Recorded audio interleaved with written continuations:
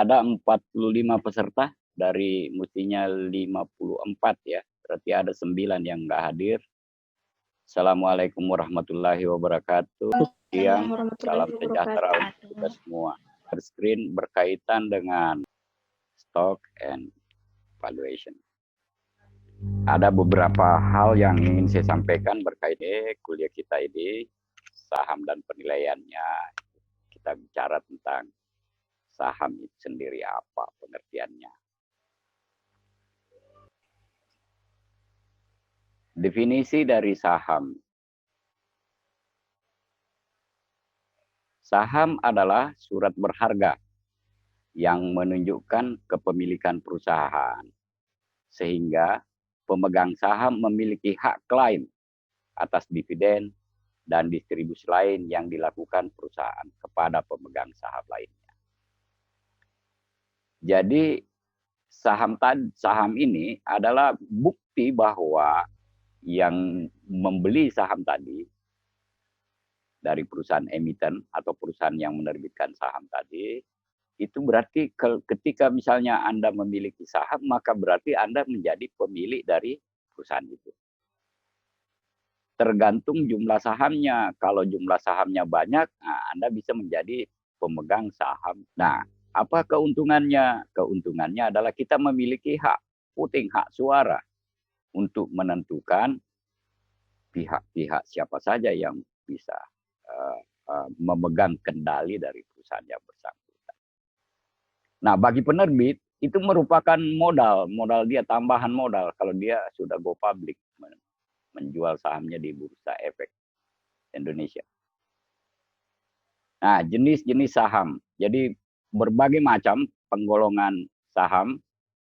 Jenis saham itu ditinjau dari hak tagih. Ada saham biasa atau common stock dan ada saham preferensi. Saham biasa ya saham umum, kemudian kalau saham preferensi itu saham istimewa. Kadang saham preferensi itu misalnya perusahaan dilikuidasi, maka yang akan dibayarkan lebih dulu itu adalah pemegang saham preferensi dulu. Ketika perusahaan yang go public tadi, yang kita beli sahamnya itu dilikuidasi atau delisting, dikeluarkan dari bursa. Jadi perusahaan-perusahaan yang sudah go public, yang menjual sahamnya di Bursa Efek itu, bergerak dia TBK. Banyak perusahaan-perusahaan Indonesia yang sudah menerbitkan saham. Kalau yang lalu juga obligasi. Nah, kemudian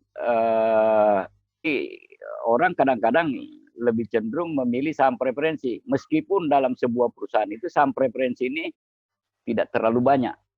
Tidak sebanyak saham biasa. Jadi umumnya saham biasa yang lebih banyak. Dan ditinjau dari cara peralihannya. Jadi jenis-jenis saham itu ditinjau dari cara peralihan itu ada dua. Ada saham atas unjuk atau bearer stock. Ada saham atas nama, registered stock.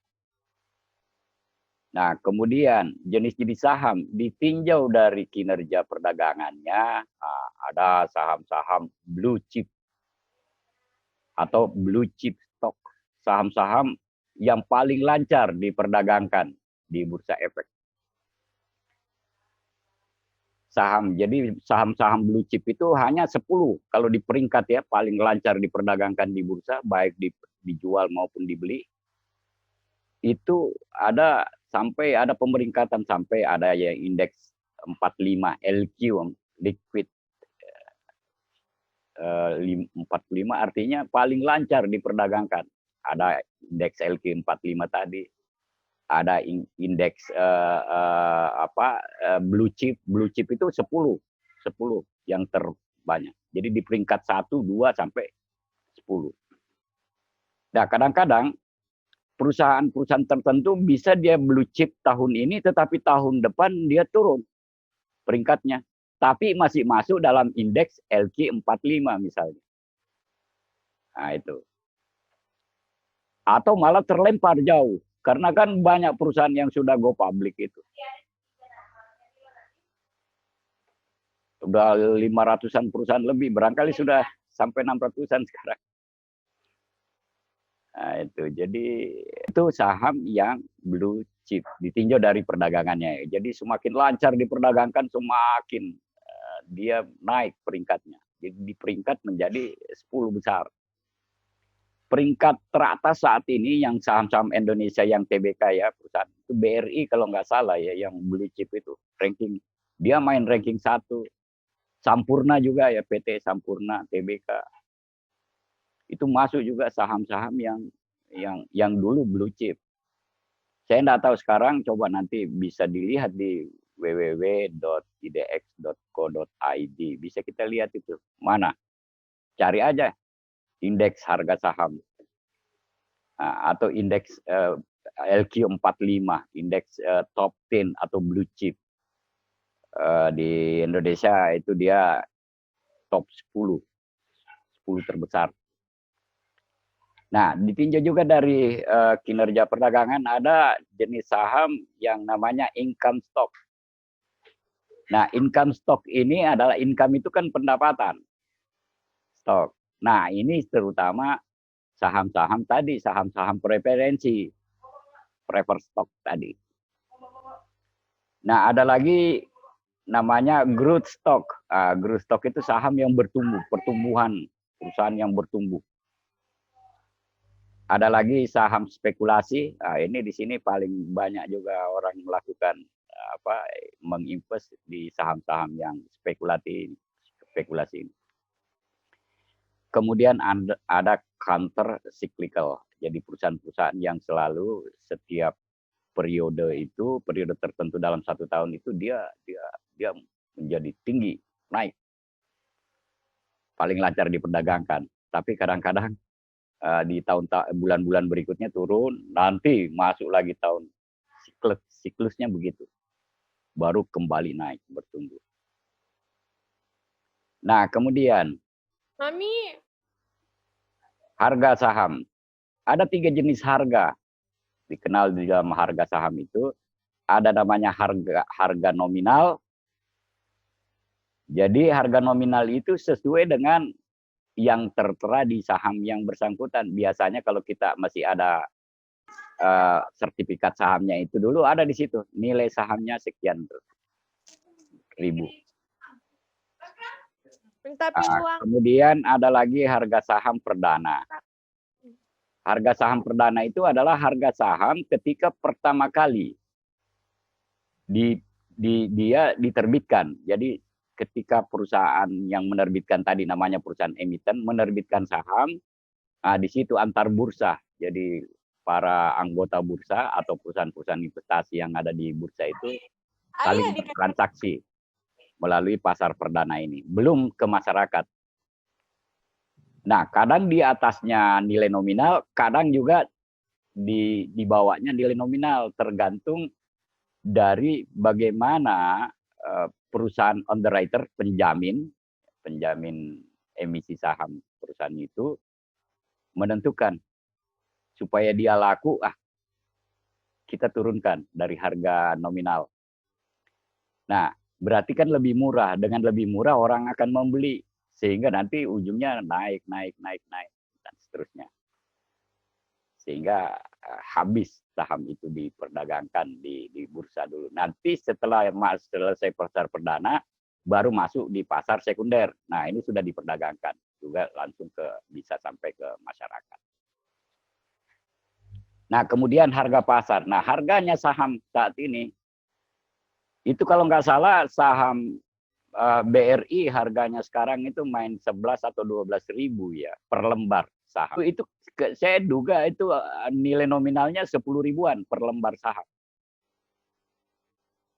Nah, ada bahkan juga harga-harga saham itu ya nilai nominalnya itu ya 1.000, ada yang ratusan malah. Nah, faktor-faktor yang mempengaruhi harga saham ada 2, ada faktor internal dan ada faktor eksternal.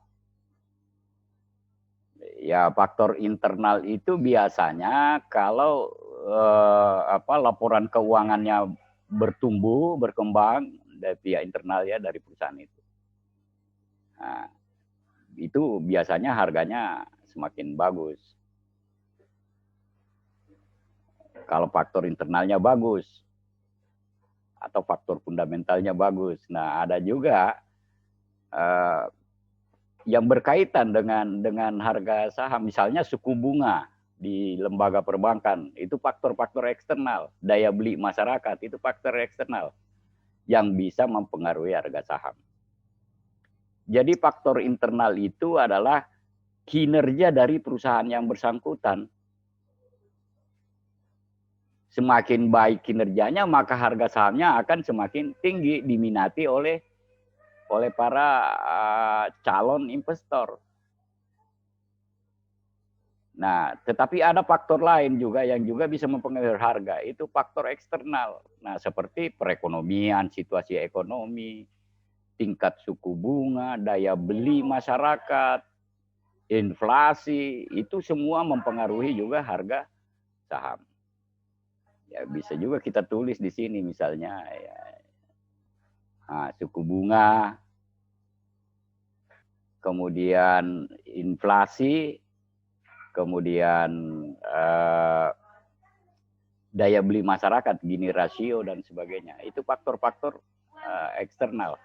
Sedangkan faktor internal itu ya kinerjanya kita, kinerja perusahaan.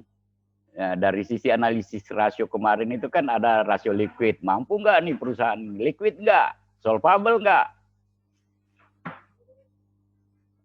Atau laba nggak ini? Bagaimana labanya? Nah, kalau itu maka ini banyak calon investor di sini yang akan menarik ke sini. Nah, bagaimana menganalisis saham? Ada dua. Ada analisis fundamental dan ada analisis teknikal. Analisis fundamental itu meliputi rasio-rasionya, keuangan, laporan keuangannya, laporan arus kas, laporan perubahan modal, laporan neraca, laporan rugi labanya. Itu yang dilihat rasio-rasionya. Nah, sehingga berdasarkan indikator rasio-rasio keuangan yang baik, ya menjanjikan kepada calon keuntungan bagi calon investor, maka dia akan membeli saham tadi. Demand-nya akan bertumbuh. Kalau demand bertumbuh, maka harga naik. Hukum penawaran begitu. Semakin banyak demand, permintaan semakin banyak, maka harga akan semakin naik. Nah, kemudian analisis saham yang lain itu ada namanya analisis teknikal. Jadi analisis teknikal itu adalah pendekatan investasi dengan cara mempelajari data historis dari harga saham. Nah, data-data historis ini dipelajari. Nah, kadang-kadang dilihat itu ada pada waktu tahun 2019 misalnya, oh nanti di bulan 6 itu pada umumnya harga saham sepi. Tapi nanti setelah bulan-bulan berikutnya meningkat lagi. Bulan 7 mulai meningkat. Bulan 9 turun lagi. Nanti bulan 12. Jadi ada siklusnya dari bulan ke bulan harga itu. Dan ingat, harga saham itu bukan hanya day to day, tetapi dari menit atau detik ke detik itu bisa berubah. Kenapa dia bisa berubah? Karena dipengaruhi oleh tadi faktor demand, permintaan saham dari calon investor. Nah, berdasarkan analisis teknikal. Nah, ini ada juga materi saya, tapi di pasar uang dan pasar modal ini ada. Ini bagaimana analis teknikal, bagaimana analis fundamental. Tapi analis fundamental itu saya sudah katakan tadi, Anda sudah punya kekuatan melalui analisis rasio keuangan tadi. Nah, kalau analisis teknikal masih perlu diberikan cara ya. Saya kira nanti insya Allah kalau kita bertemu itu bisa. Apa sih keuntungan dan risiko kalau kita berinvestasikan modal kita di saham? Nah, keuntungannya bisa dapat dividen. Yang pertama, dividen. Jadi setiap tahun kalau perusahaannya laba, maka ada laba dibagi. Ada kebijakan dari manajemen itu untuk membagi. Namanya dividend pay ratio. Nah, rasio pembagian laba. Jadi tidak semua laba dibagi memang, tetapi adalah sekian persen dari total laba itu kemudian dibagi per lembarnya, nanti dibagi berapa jumlah lembar saham yang beredar. Nah, itu dibagi, kemudian dibagikanlah dividennya. Ada nanti dividen per share, namanya dividen per share. Laba setiap lembar saham. Nah, ada juga capital gain, selisih antara harga jual dengan harga beli. Ketika harga jualnya lebih tinggi dibanding harga belinya, maka dia capital gain. Tapi kalau harga jualnya lebih rendah dari harga belinya, maka itu juga capital juga, tapi capital loss, bukan capital gain. Dan sifat saham itu fleksibel, bisa kita jual hari ini, lusa beli lagi yang lain, dan seterusnya. Itu fleksibel sekali.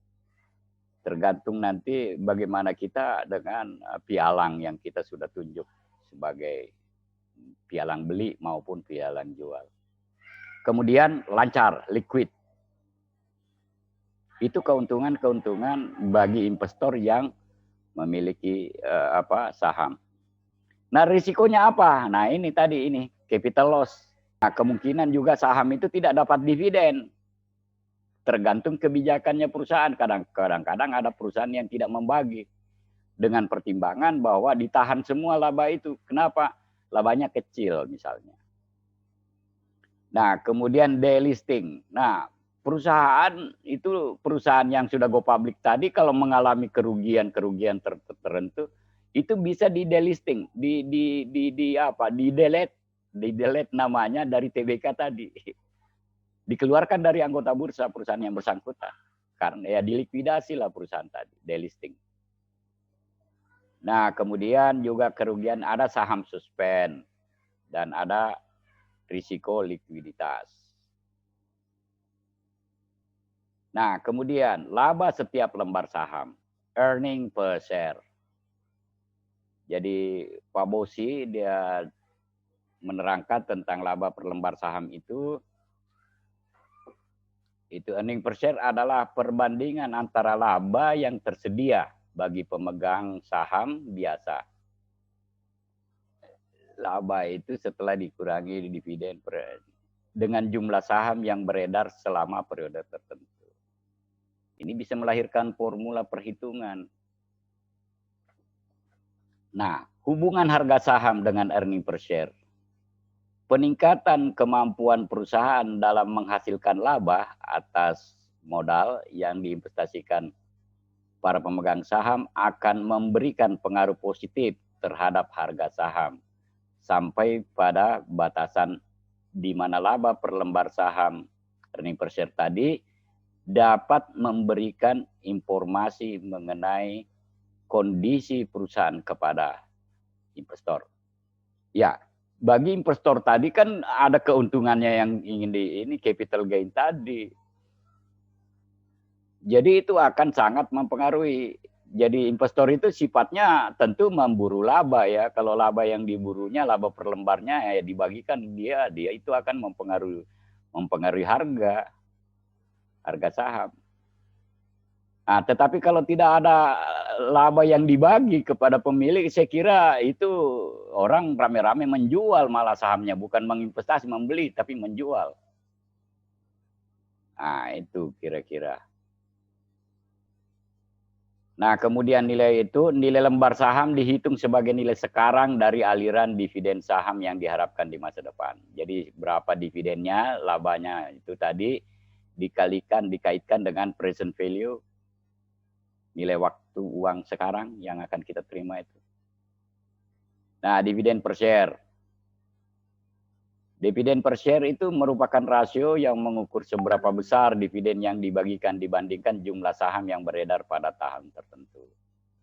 Sedangkan financial leverage itu adalah kemampuan perusahaan dalam menggunakan kewajiban yang sifatnya tetap untuk memperbesar pengaruh perubahan earning EBIT ya, earning before interest and taxes terhadap pendapatan per lembar saham biasa, earning per share tadi.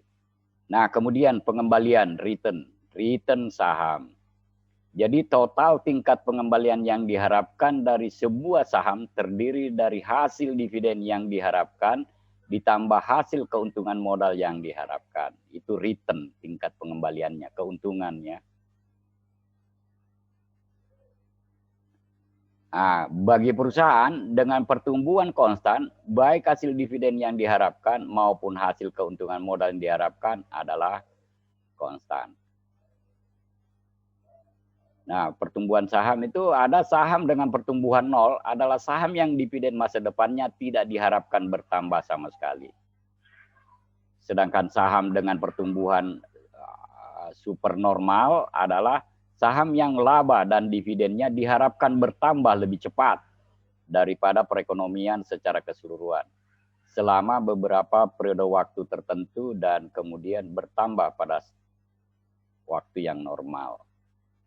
Nah, pertumbuhan saham, nilai sekarang saham yang tadi, yang supernormal tadi. Untuk mencari nilai sekarang saham dengan pertumbuhan supernormal itu ada 4 langkah paling tidak bisa dipakai adalah cari dividen yang diharapkan selama periode pertumbuhan supernormal. Nah, supernormal ini orang sebutnya juga abnormal return. Nah, yang kedua, cara harga saham pada akhir periode pertumbuhan supernormal. Kemudian yang ketiga, diskontokan dividen dan proyeksikan kembali harganya ke harga sekarang. Yang keempat, jumlahkan present value ini untuk menemukan nilai sekarang saham. Pengembalian yang diharapkan dan realisasi. Nah, kita melihat bahwa ada perbedaan di antara pengembalian yang diharapkan dengan realisasi dalam pasar saham dan obligasi. Harga untuk jangka pendek, aktiva bebas risiko memiliki pengembalian yang diharapkan dan aktual atau yang direalisasi yang sama. Jadi harapan kita itu misalnya harganya kita mengharapkan harga beli saya misalnya sekarang 11.000 tadi sahamnya BRI. Kemudian nanti saya akan jual bulan 6 tahun depan. Nah, kita harapannya nanti pada harga 12. Nah, ya 12.000. Nah, nanti di bulan 6 kita baru lihat berapa sih yang real.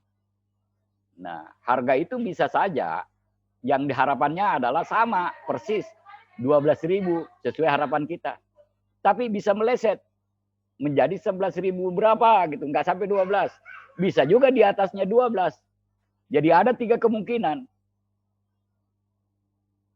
Ini berkaitan dengan yang diharapkan dan realisasi. Dan proksi. Proksi adalah dokumen yang memberikan seseorang kekuatan untuk bertindak atas nama orang lain. Biasanya wewenang untuk memilih berdasarkan jumlah saham biasa. Proksi faik terjadi apabila kelompok dari luar mencoba mendapatkan proksi dari pemegang saham dalam usahanya memilih tim manajemen baru. Nah, itu tadi kalau semakin banyak jumlah lembar saham yang kita miliki dari suatu perusahaan, maka 60% kita kuasai atau 51% saja kita kuasai saham sebuah perusahaan itu, maka kita yang memegang kendali. Ini proxy fight ini namanya. Kita bisa merubah manajemennya, siapa dirutnya, siapa general manajernya, kita rubah semua. Kalau kita memiliki jadi pemegang saham pengendali namanya ini pengambil. Jadi pengambil alihan terjadi apabila seseorang atau suatu kelompok berhasil memecat manajemen perusahaan dan mengambil kendali atas perusahaan tersebut. Tadi dari sebanyaknya 51% kita mulai, ya kita bisa mengambil alih kepemimpinan dari perusahaan yang sudah go public tadi. Dan ada preemptive right. Preemptive right ini seringkali pemegang saham memiliki hak untuk membeli setiap tambahan saham yang dijual oleh perusahaan. Atau yang diterbitkan baru ya, dia emisi saham baru misalnya. Nah, hak preemptif ini juga disebut preemptive right. Melindungi kendali pemegang saham sekarang dan mencegah dilusi nilai saham mereka. Nah, kemudian ada saham berklasifikasi. Meskipun kebanyakan perusahaan hanya memiliki satu jenis saham biasa, namun dalam beberapa kasus saham berklasifikasi digunakan untuk memenuhi kebutuhan khusus perusahaan. Salah satu jenis saham berklasifikasi adalah saham pendiri yang dimiliki oleh pendiri perusahaan yang memiliki hak suara satu-satunya, tetapi dividennya terbatas selama beberapa tahun tertentu. Nah, saham ini korporasi. Korporasi tertutup adalah korporasi yang dimiliki oleh beberapa perusahaan individu yang biasanya berhubungan dengan manajemen perusahaan. Sedangkan korporasi milik publik adalah terbuka, yang dimiliki oleh sejumlah besar individu yang tidak secara aktif terlibat dalam manajemen. Jadi bedanya antara perusahaan PT tertutup dengan PT terbuka, ini korporasi ini. Ada milik publik itu ya yang sudah go public. Jadi nanti kalau perusahaan kita sudah go public itu nanti gelarnya TBK, PT Antam TBK, PT BRI TBK, PT Mandiri TBK. Yang sudah TBK semua. Nah, kemudian ini penawaran publik dari saham. Apabila saham korporasi tertutup ditawarkan kepada publik untuk pertama kalinya, maka perusahaan tersebut dikatakan go public. Pasar saham yang baru pertama kali ditawarkan ke publik disebut pasar penawaran perdana, initial public offering. Nah, saham asing. Saya kira saham asing ini apabila investor Amerika Serikat membeli saham asing, maka mereka mengharapkan harga saham akan naik dalam pasar lokal. Nilai mata uang asing akan naik secara relatif terhadap dolar AS. Kemudian saham preferensi, prefer stock. Saham preferen adalah sekuritas hibrid yang memiliki beberapa karakteristik utang dan beberapa ekuitas. Jadi di samping dia saham itu dia juga dapat bunga, ya, bunga bulanan. Jadi mirip obligasi. Jadi hibrid antara saham biasa dengan obligasi. Ini saham preferensi. Nah, kebanyakan saham preferen adalah perpetuitas. Nilai sebuah saham preferen perpetual dicari sebagai dividen dibagi dengan tingkat pengembalian yang diperlukan, yang diharapkan. Saya kira itu ya yang menjadi kuliah kita hari ini. Ya, akhirnya assalamualaikum warahmatullahi wabarakatuh. Nah,